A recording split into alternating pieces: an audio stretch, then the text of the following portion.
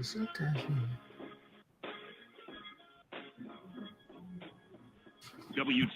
AM, W236CR Indianapolis, the home for Indy's favorite gospel music, ministries, community discussions, and more. We are Praise AM 1310, 95.1 FM, Indy's inspiration station. The following is a paid program. The views and opinions expressed are those of the sponsor and do not necessarily reflect the views of Radio 1, WTLC AM 1310, 95.1 FM, and its management. The Concerned Clergy invites you to their weekly town hall meeting on Praise AM 1310, 95.1 FM. Well, there certainly is a lot going on. If you look just across the nation, you have a lot of federal workers that have been fired, have been forced to leave, definitely have uncertainty as far as what life is going to bring to them in the upcoming days. Here in the state of Indiana, we have a lot of things going on at the legislative house in which they're looking at bills, and very soon we'll be hearing over the next few weeks what it is that they have put into legislation that now will affect each and every one of us. And then locally here in Marion County, there is a battle going on for the new Marion County Democratic chairperson. The news is out there that we have at least a few candidates that have already acknowledged that they would like to be part of the or like to be that chair. We're going to be talking about that on tonight's Concerned Clergy Radio Show, and we invite you to join us. You can call in 317-972-3008. And I'm glad to have our president at the top of the hour, President Pastor David W. Green, Sr. Good evening, Pastor. How are you?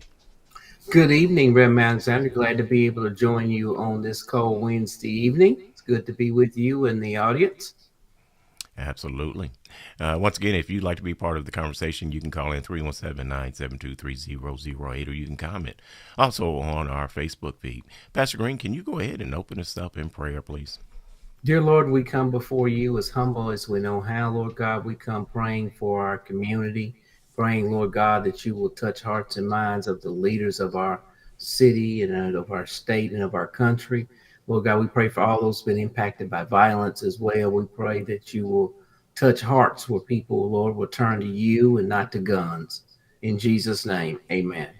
Amen. I think that's certainly a direction that we do want to go, in which we don't see violence. So thanks for that prayer, Mr. President.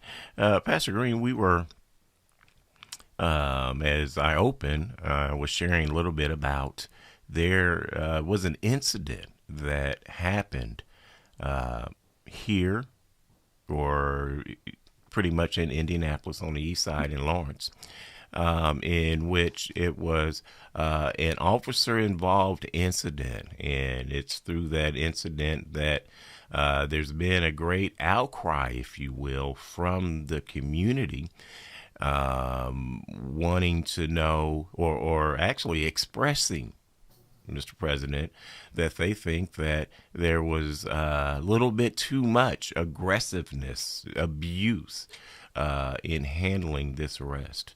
I'm going to play it, and then, Mr. President, we're going to come back and we're going to discuss it.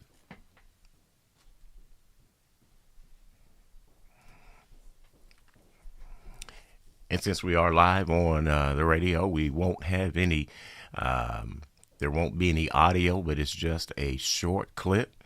Mr. President, as we look at that clip, we see that there is a young man that is on the concrete outside next to a police vehicle, the police of Lawrence, and he's being punched.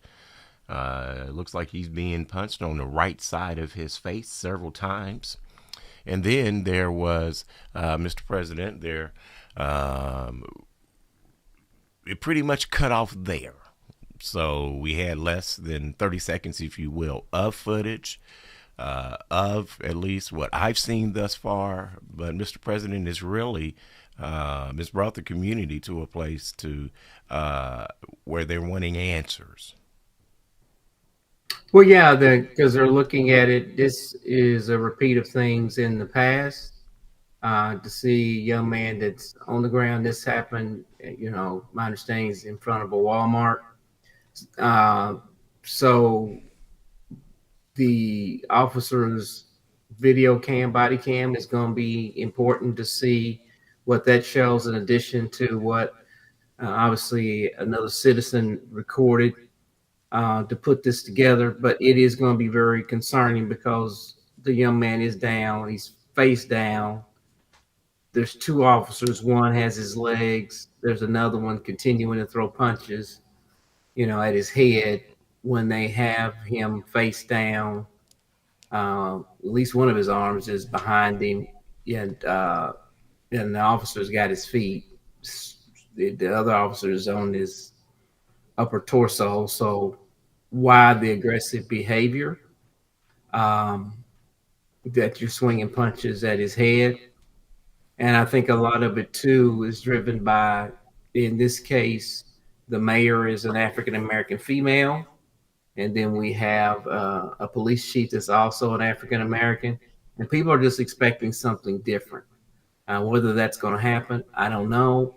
But given the number of cases that have transpired, and here we go again in 2025, there's just a place out there where people are, sick and tired of being sick and tired related to these type of situations. So we'll see what happens, what video comes out, additional video that should be there, and what that looks like.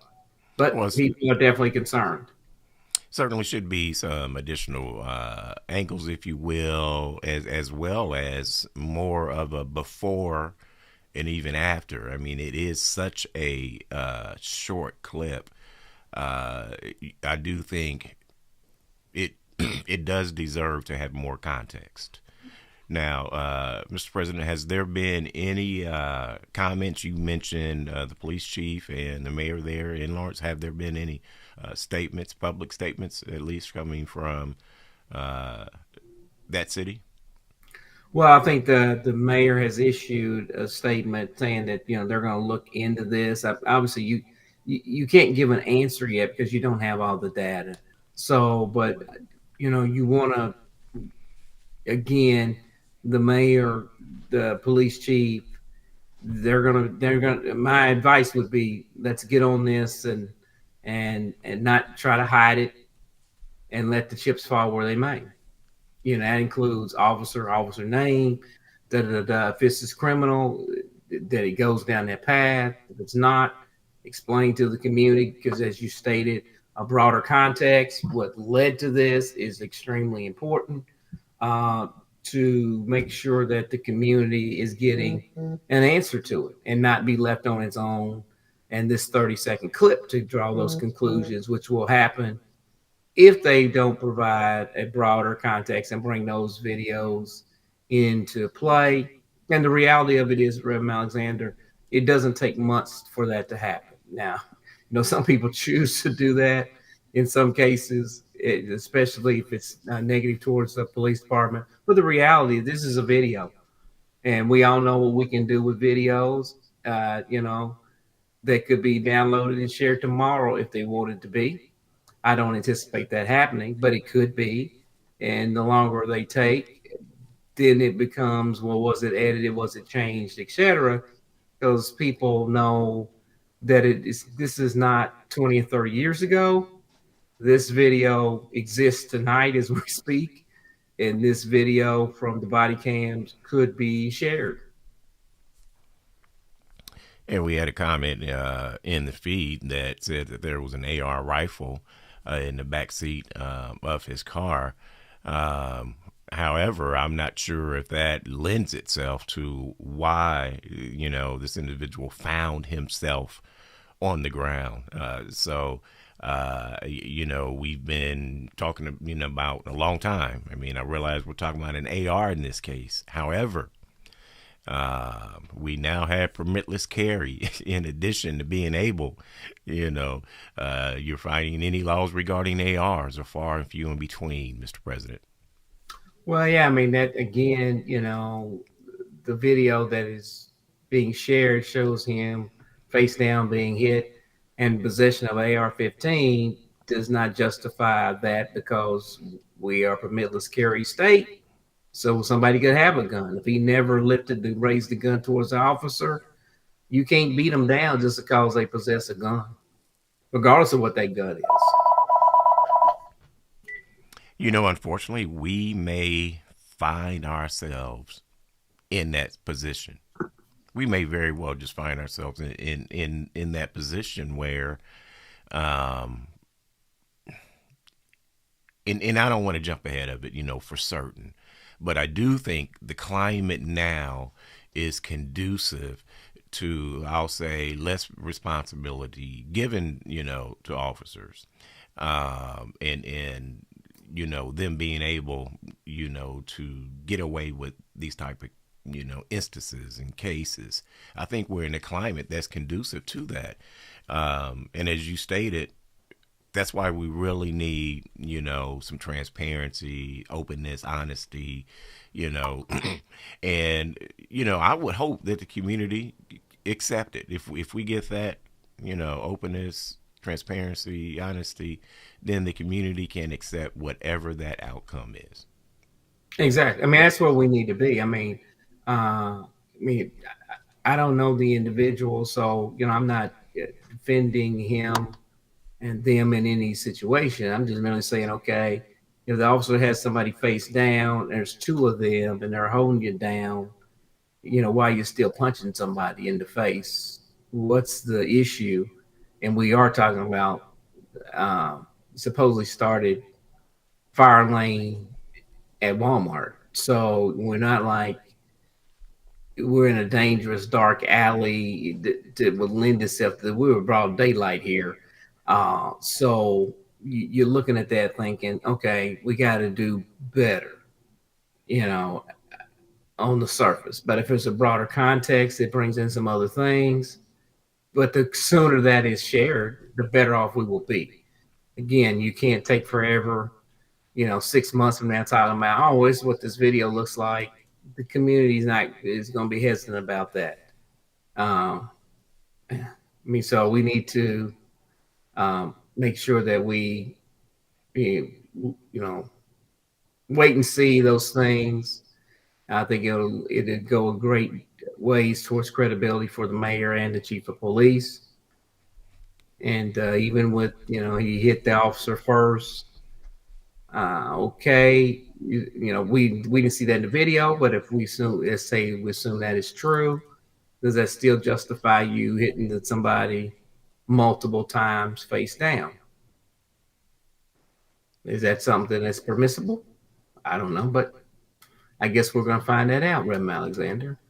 Well, what I'm hoping, Mr. President, as you're aware, in IMPD, Indianapolis Metropolitan Police Department, they at least have procedures in which they do have a conversation with the community shortly thereafter.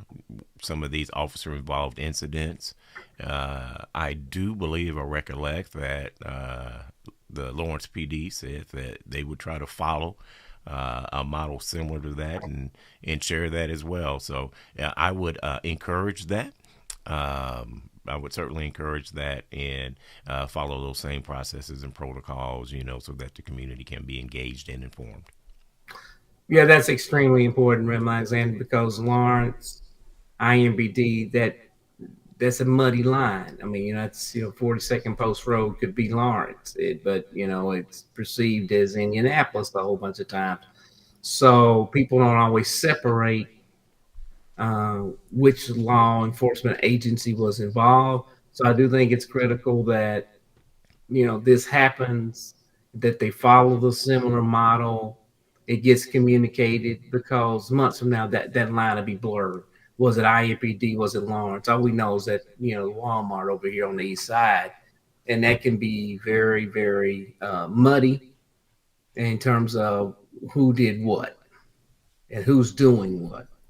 So I'd like for it to be clean and clear, and I hope that that Lawrence operates with a level of transparency and moves rather, swiftly, not faster than they can, but rather swiftly, in communicating with the community, its leadership, etc., because all of us are impacted by this.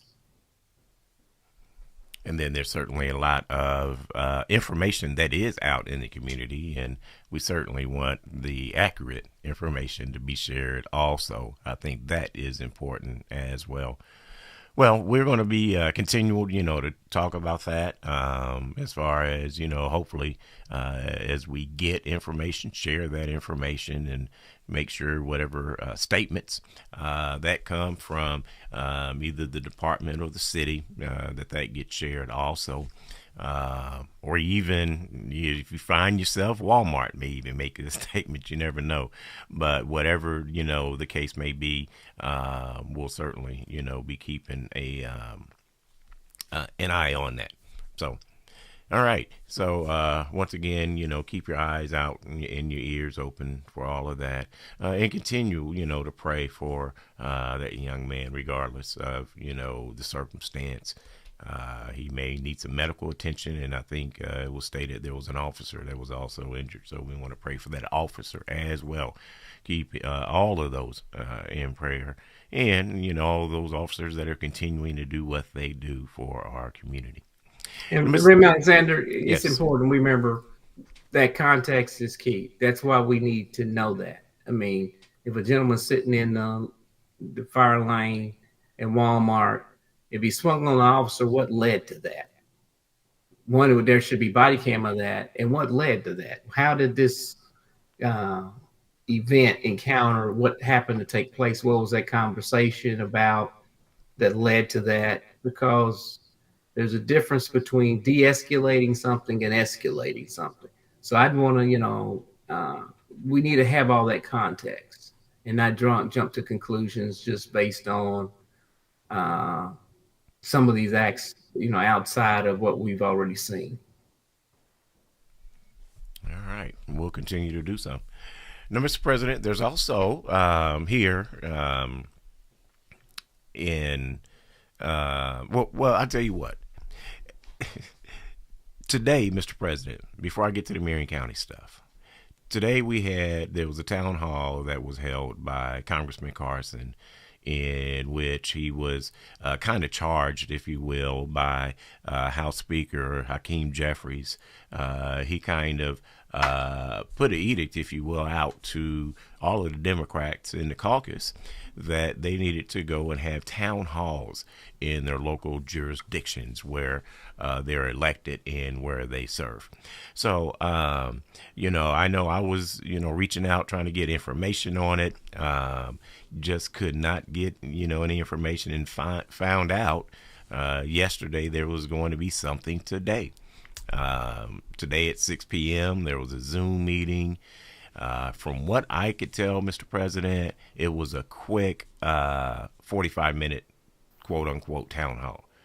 And as much as what we have going on in Washington, across the country, where you have Elon Musk and his crew pretty much doing whatever they want to do, accessing whatever data and information they want to access at free will.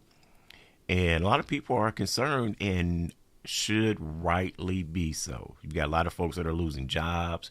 We have nuclear weapons that are being left unattended.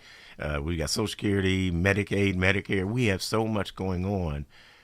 And I'm really disappointed in how this town hall was handled, by the fact that there wasn't a great call out for the community.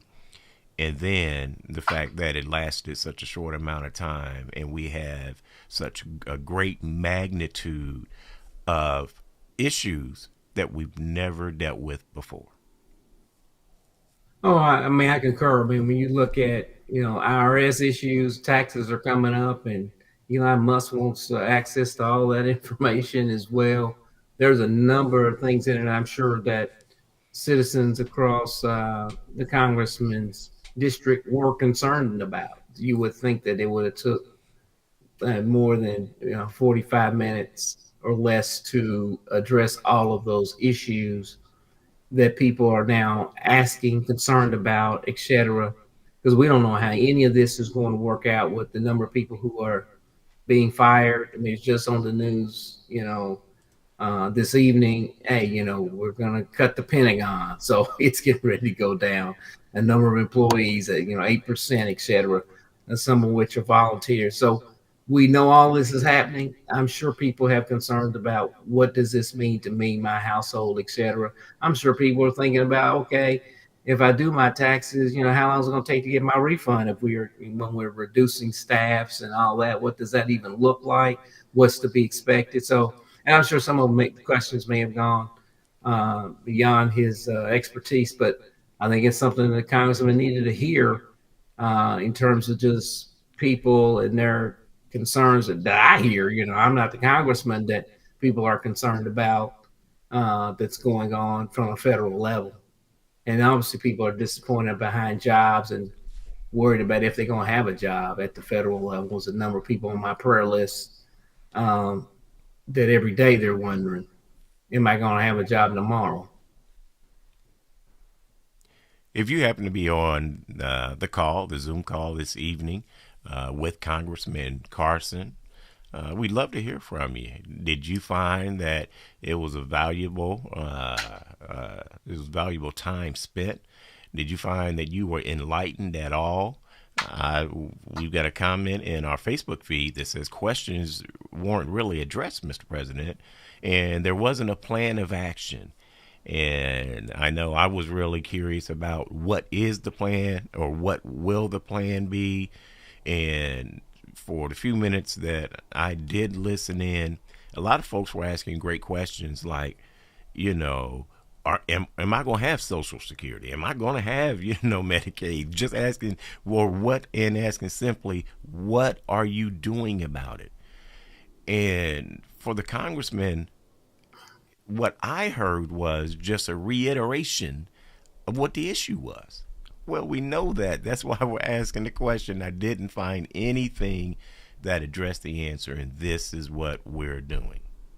Well, there's so many people wanting to know, okay, what is Democrats planning to do? Are you doing anything about pushing back on some of this stuff that Elon Musk and others are doing, when Elon Musk is operating a position that hasn't existed before, that's not approved by Congress? But so people are wondering, as a whole, what are you doing? What do you plan to do? And he may not strategically been able to say what that was, but you needed to sense that something is about to take place. There is going to be some pushback, or, otherwise you're left with, is all this just getting ready to roll out and create a whole bunch of more drama? I mean, it's even drama when you get rid of people and then you wake up and say, well, it's too many, I need to try to bring them back. Well, do you get the right people back? And how many people do you get back? And so I ain't willing to go through that, because we're blowing up bridges that will be very, very difficult and take a long time to rebuild. Because when these people find other jobs, I don't see them saying, I'm coming back to work for the federal government. And right now, people in Indiana are concerned about, I don't know if I want to work for state government. I mean, these things, when you can pull the rug out from underneath somebody just because somebody says, well, we're just cutting you today. We decided you're lazy and you've been underperforming, and they really don't know that. That's just a line they use to get rid of you.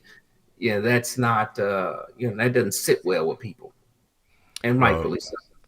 If those workers do come back, they're definitely not coming back with the thought that this is the job that I love and I'm coming back for my love for it. They're coming back for the money, and they know at any moment's notice, that they could get that pink slip one more time. Well, we're getting ready to go to our first break of the hour. If you'd like to be part of the conversation, you can call in to the studio. That number is 317-972-3008.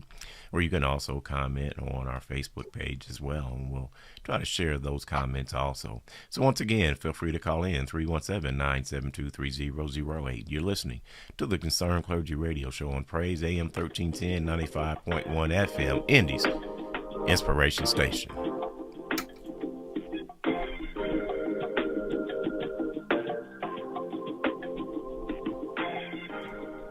Don't miss Dead End Media's podcast now on the Urban One Podcast Network. Unscripted, unfiltered, where hip-hop conversations are had strictly for the people. Tune in to shows like Frames Per Second, filled with in-depth discussions on film and television, or Dead End Hip Hop, that discusses the status of hip-hop today and its future. Whether it's sports, gaming, cinema, or social issues, Dead End Media is having the real conversation from the Black perspective. Unscripted and unfiltered. To listen, go to urbanonepodcast.com or wherever you get your podcasts.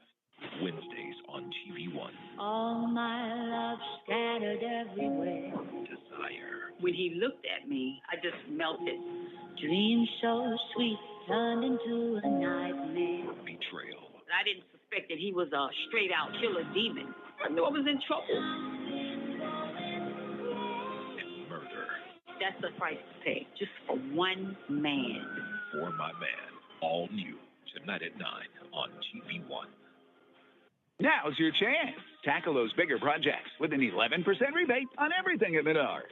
Transform your home with a new Dakota closet. Build your dream bathroom and save on luxury tubs and showers. Customize your kitchen with Clearview cabinetry or start your big garage project. Get an 11% rebate on everything at Menards. 11% mail-in rebate is a merchandise credit check. Good on future in-store purchases. See Menards.com for details. Save big money at Menards. Praise Indy celebrates Black History Month by highlighting local leader Tamara Franklin. Tamara is the Director of Community Engagement at Eskenazi Health. She's dedicated her career to improving community wellness in Indianapolis. From organizing over 90 health fairs every year at Eskenazi Health locations and leading several mobile blood drives annually, Tamara's work impacts thousands, bringing preventative care and resources to communities across the city. For more about Tamara Franklin and Melanin Magic, visit praiseindy.com. Black History Month is proudly presented by Eskenazi Health.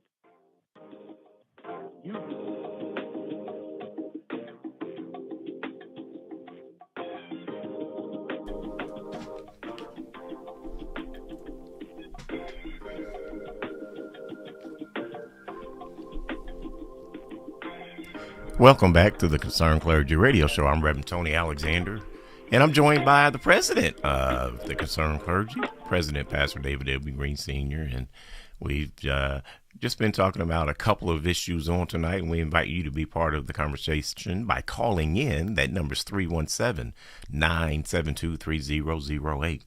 Once again, 317-972-3008, or you can also comment in our Facebook feed there. Mr. President, we also had a comment on our Facebook feed regarding, I guess, all of these government layoffs. What's that going to do to unemployment? I'm not sure I've seen any gainful employment strategy coming from the administration at this point. Are you on mute, Mr. President? Yes. Okay. Sorry about that. I see unemployment continuing to rise. I mean, I think it's devastating to people, VA, et cetera, these cuts. And these people, where are they going to get jobs? It's going to be similar income. You know, they're not working jobs where they just want to go from McDonald's to Burger King. So, you know, I think it's going to be extremely challenging. I think that we've got, as Dr. King said, some difficult days ahead of us that's going to transpire as these people probably still need to be in the workforce somewhere and want to be in the workforce somewhere, finding those jobs. And I think it's going to be even more challenging for people of color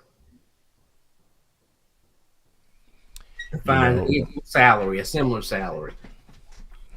And you've got some folks that, and you know, I don't like to really repeat what a lot of talking heads do say, but you have some folks that are really saying that this is a strategy so that you can create a bigger gap between the haves and the have-nots and kind of almost eliminate, you know, a whole class of people, if you will, that being the middle class.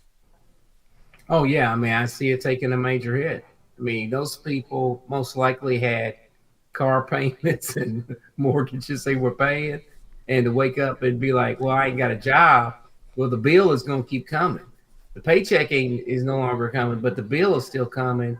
And what are you going to do? How do you turn that around quickly? it's going to have a major impact, especially on middle class families, to find those jobs. I mean, because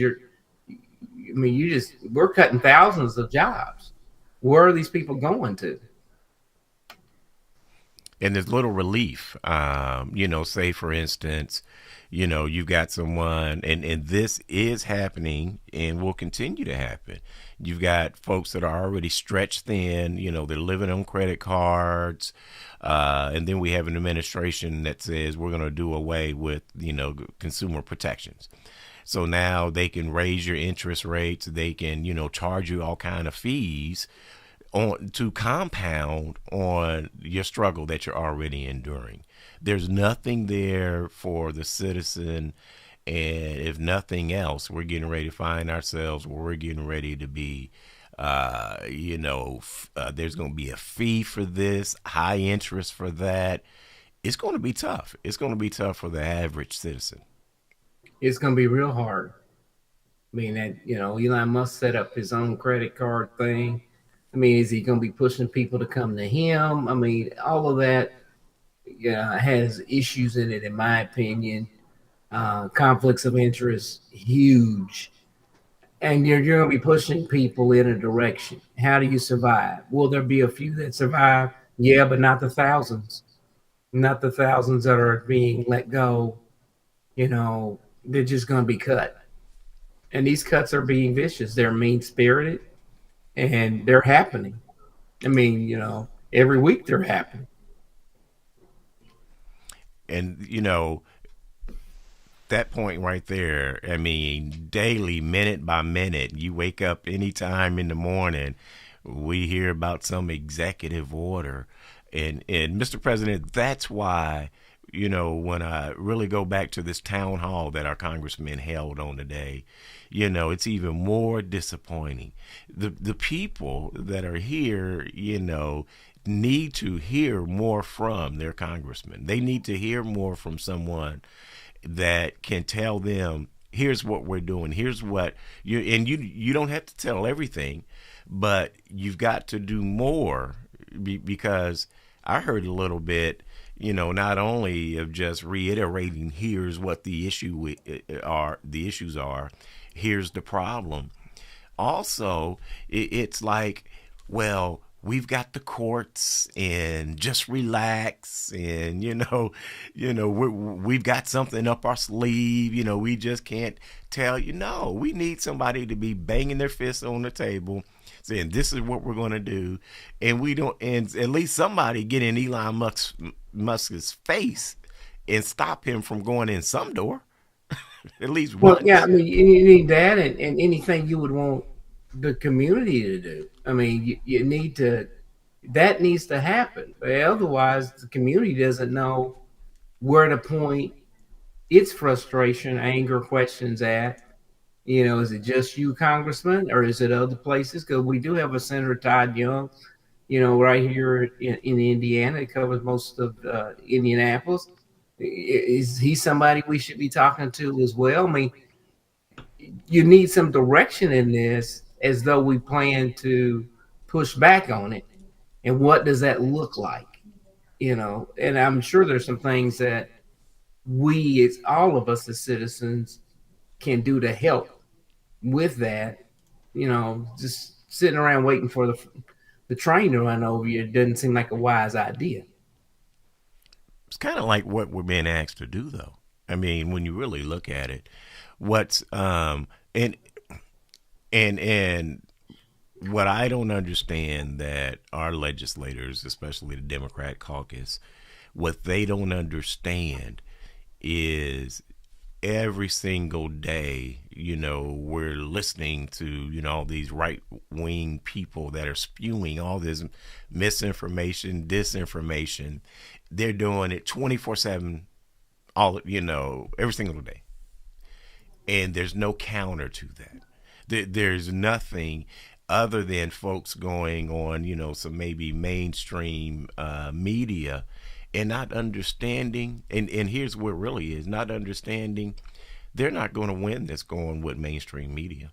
Now communication is even beyond just social media.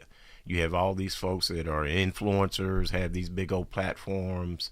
I don't have the information in front of me, but I do recall where those folks are drawing a bigger audience than our traditional media platforms. Oh yeah, I mean, people are looking, and they use different tools now, mate. Whether it's their phone, whether it's an iPad, whether it's a computer, it's a different thing than quote unquote sitting down looking at the TV and the main station. When you got smart TVs now, I mean, people aren't doing it that way, and you got to figure out. You got to do it differently. If you're going to be in the communication market, you got to do it differently.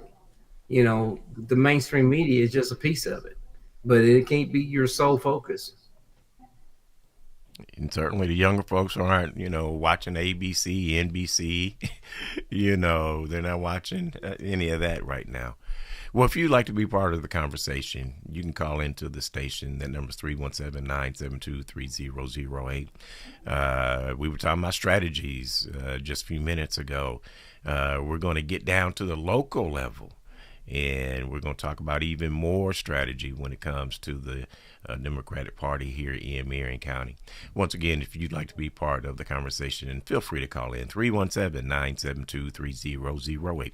You're listening to the Concerned Clergy Radio Show on Praise AM 1310, 95.1 FM, Indy's Inspiration Station.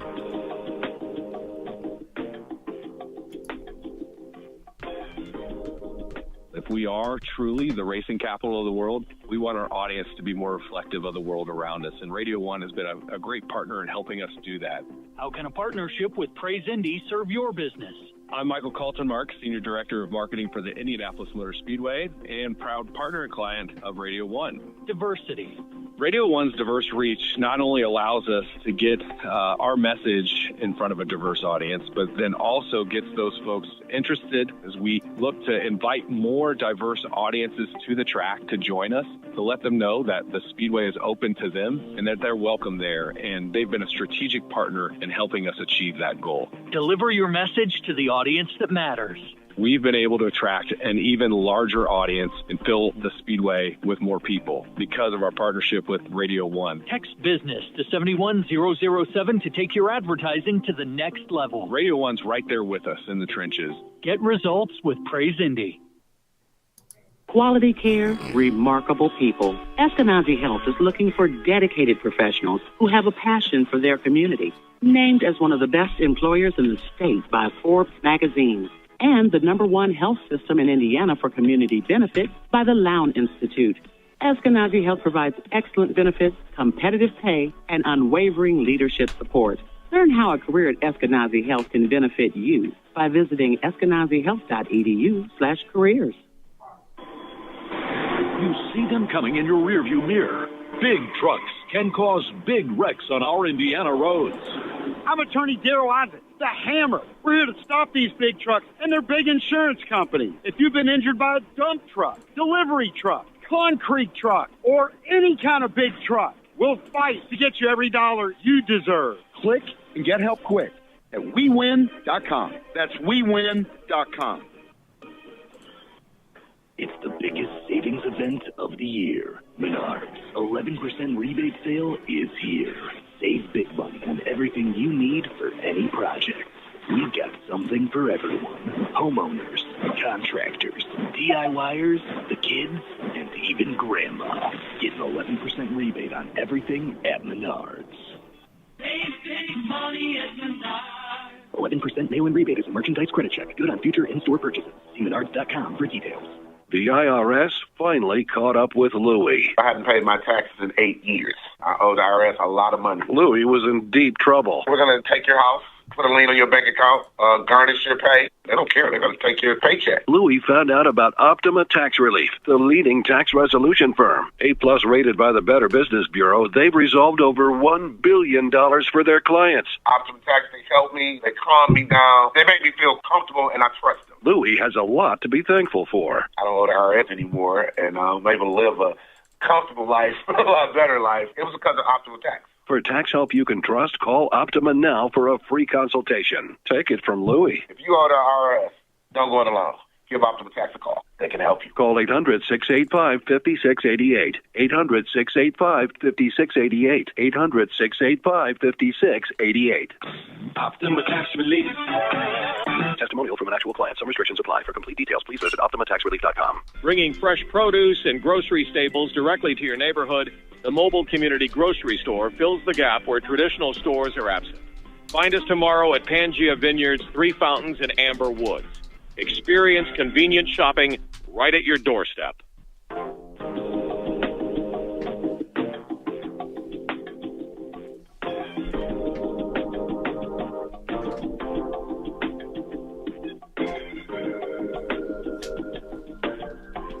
Welcome back to the Concerned Clergy Radio Show. I'm Reverend Tony Alexander, and I'm joined by our president, President Pastor David W. Green Sr., president of the Concerned Clergy. And we've just been talking about a few things going on both locally and nationally. If you'd like to be part of the conversation, feel free to call in 317-972-3008. We do have a caller that is on the line. Let's go ahead and bring in Guy. Good evening. Good evening, Guy. It's been how many weeks of the present administration? About 4 or 5. Hasn't been quite 4 yet.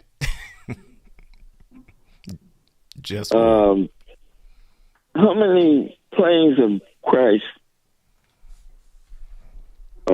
since the present administration took office? Okay.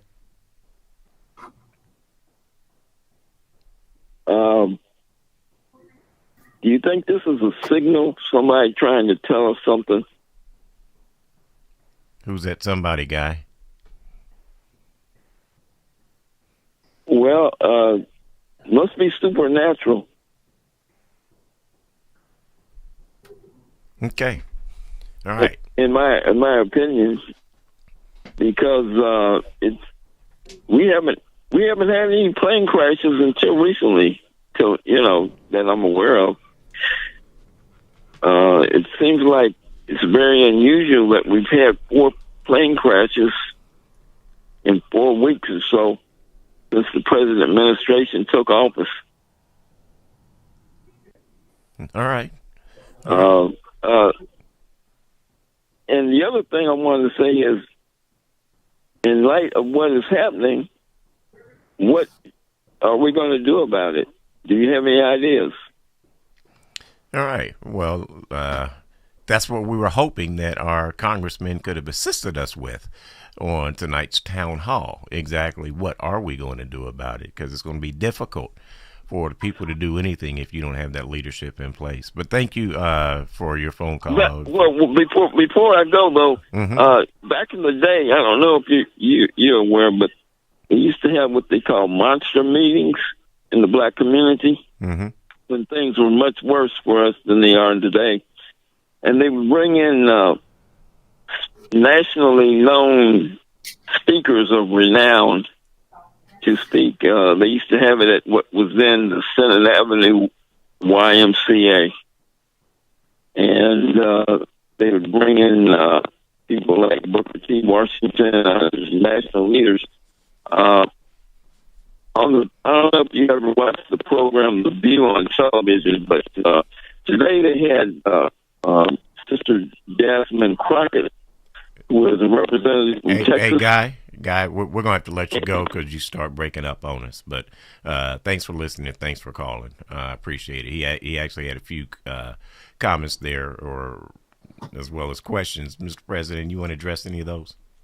I just want to say there is going to be a meeting on tomorrow amongst the clergy across the state of Indiana. It's going to be held at the Olivet Baptist Church at 12 noon, where we're looking at things we can do statewide in response to what we're seeing from our own governor and his plans. So that's a strategy session that is being held. I mean, obviously, it's just one step. This is something you have to prepare to fight over the long term. It's not a short term fight. It's going to be a long term fight, and you got to be in it for the long haul. But, so that's a step that is taking place on tomorrow at 12 noon at the Olivet Baptist Church. And lunch will be served. And lunch will be served. Absolutely. So that is something, Guy, as, okay, what can the community do? Well, there you go. That is a step in the right direction. And I'm sure there's going to be requests coming out of it for the community to do this. This is not going to be something where a few pastors are going to be doing something. This is going to take a community effort. So what will come out of this that will be discussed hopefully next Wednesday night is that here's some things we're looking for the community to join us in doing. And since Mr. President brought that up, that's called a statewide clarion call for unity. So the president of the Baptist Ministers Alliance is the pastor over there at Olivet Missionary Baptist Church, Pastor Wayne Moore. He'll be there hosting. But once again, it's not just here locally, but it's a statewide call. So he's looking for input and a gathering that will be from from folks all across the state. And I think, Mr. President, that's important because, as Guy asked, what are we doing? We're always looking for someone to lead us in a direction and that we can go and feel comfortable going, knowing that there can be some progress. You don't always win every battle, but you do make progress. Exactly. So here we find ourselves, Mr. President, here in Marion County, also in the state where there's going to be a change in leadership in the Democrat Party. Change for the Marion County chair.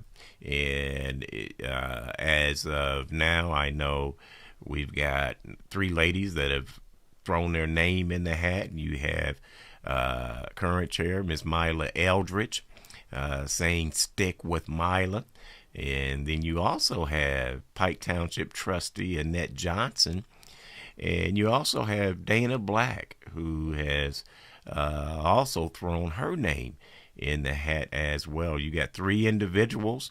One that's an incumbent, if you will, that has been there. Some folks say, I'm not sure if I want the status quo. And then there's still some whose names are not yet public, I think, Mr. President, that we're going to hear about.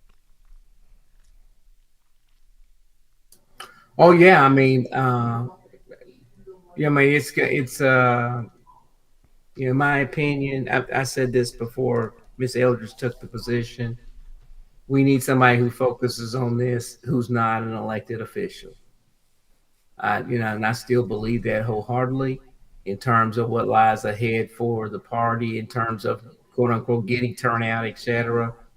That has to be somebody's focus.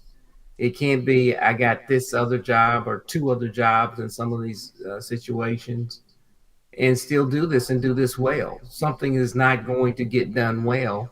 And it's certainly not personal. I mean, if she was just doing this job, I'd say, okay, she's going to be able to do this job and do it well. She has, she knows all the players, etc. But, so again, it'll be interesting. It's, March the 1st. I encourage all the precinct committee people to go vote because this determines where your party is going from a local standpoint, and hopefully it can help the state, et cetera. And Marion County is so crucial because you're not going to win a statewide election unless you do well in Marion County. So that means our Marion County chair has got to be good and on point, and you have to get that turnout. And who's going to be able to do that? Otherwise, I see nothing but problems that lie ahead for us, especially those elected officials who probably shouldn't even be potentially taking a loss, but they very well, if you continue to have low turnout, you could definitely lose a race you ain't got no business losing. Because there's been cases where we've had some great candidates, but turnout was the problem. And so there's some things that need to be addressed. So let's see what happens. Well, I think just this last year was an indication that you can't take for granted any traditional, I'll say traditionally blue area that could very well start to change purple and red, in no sooner than you blink. We're getting closer and closer to that, and I think part of that has just because of the fact that, let's be honest, some Democrats just became comfortable, and I can say that here. I think just become comfortable and thinking, well, it's not going to change. Well, I think we're really in a season that if we're not, more strategic, and if we don't reach out to the community more, you could very well get upset. Yeah, I mean, I think that's possible. And I think the people are looking for leadership out of whoever this leader is. There's a lot of things that have gone on in the party, and they're looking to who's our leader? What are you going to say about it? What are you going to do about it? Is there things how you could address it? And I think people are looking for that. So I think it's not, hey, let's just continue business as usual. I think a lot of people are concerned. They look at a lot of different scenarios. Young people are concerned. There are things that have happened in the party with various individuals, and people are saying, where's the party leadership at? And so people want leadership and somebody who's willing to step up and address these issues. And we can't continue just whoever that leader is to turn their head and just, okay, we'll just worry about an election and then don't worry about, the community and people's involvement and why they're not engaging or why they're not participating or why they're not turning out.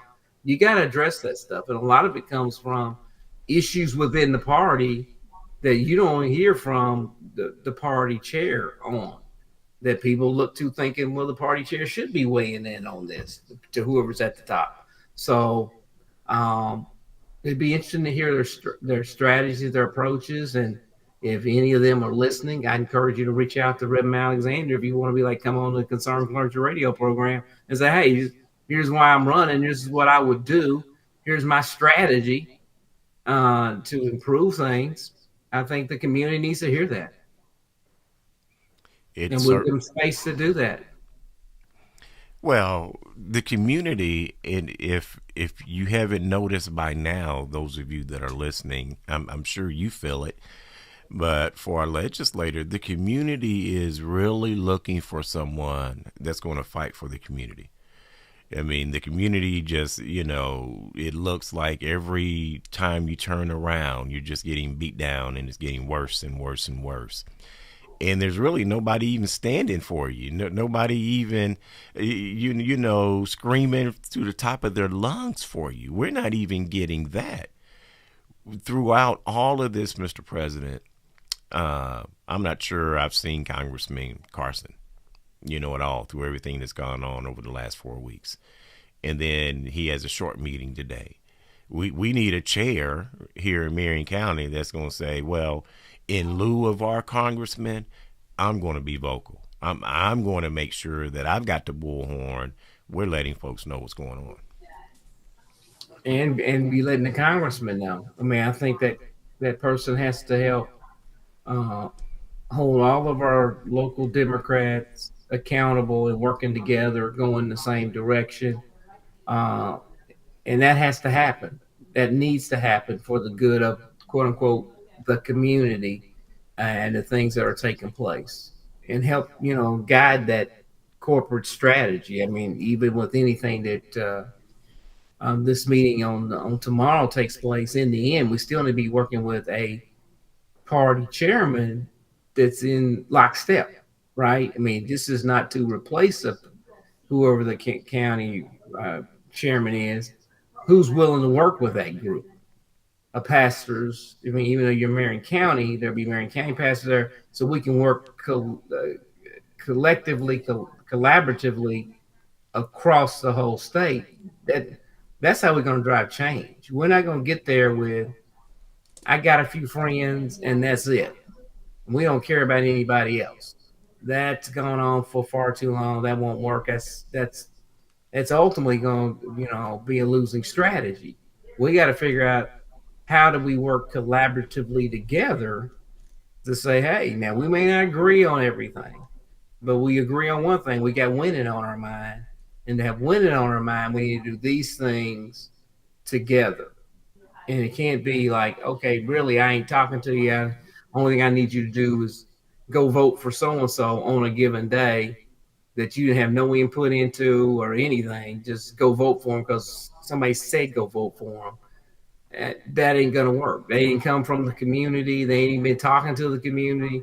But, because so-and-so said go vote for them. Well, what we've seen in Marion County is that means turnout's going to be low because we ain't turning out to go vote for so-and-so that we don't know, ain't talked to, ain't heard of, don't know if they really for us.